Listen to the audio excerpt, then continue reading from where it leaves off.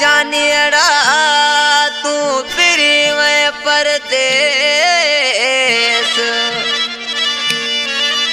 सिवा तोखा साथियड़ा हिते कारो मूंखे वेस डोरथ में वो चे देस मिठो की महबूब लगो इन कलाम जे लाइ खास फरमाइश गोठ गोगासर का मोहम्मद जुमन डोरथ जको उस्ताद मेवे डोरथ जो पुटा ऐं वधिक ले फरमाइश फनकार हिदायतला रिंद जी गोठ शेर खां तड़मा छॾे गोठ पंहिंजो पिरी वे परे थी कयम डोह कहिड़ो वे कंहिंजे करे थी कयम डोह कहिड़ो वे कंहिंजे करे थी छॾे गोठ पंहिंजो पिरी वे परे थी छॾे गोठ पंहिंजो पिरी वे परे थी कयम डोह कहिड़ो वे कंहिंजे करे थी कयम डोह कहिड़ो वे कंहिंजे करे थी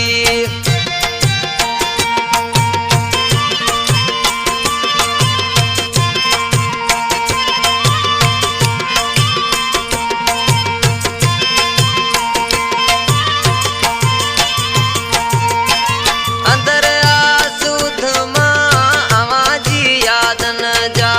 अंदर आसूद मां आवाजी याद न जा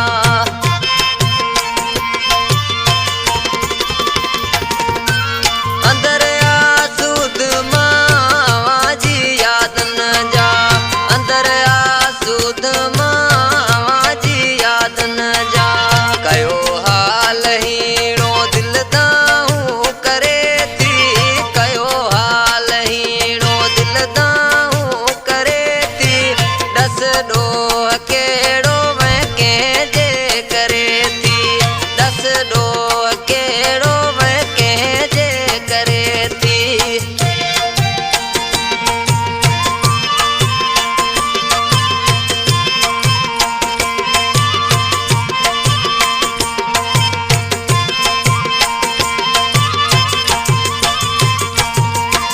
केॾा सवाल तोखे कया मूं पे साईं केॾा सवाल तोखे कया मूं पे साईं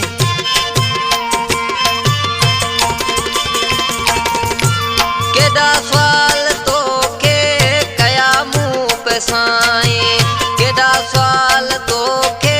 कया मूं पे साईं मञो कोन मूंखे तुंहिंजी अरसरे थी मञो कोन मूंखे तुंहिंजी अरसरे थी डस डोह कहिड़ो वे कंहिंजे करे थी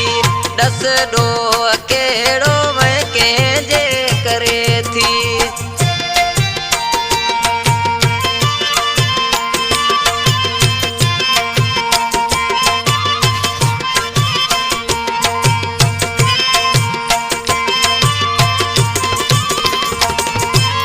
अखियुनि आब डोरथ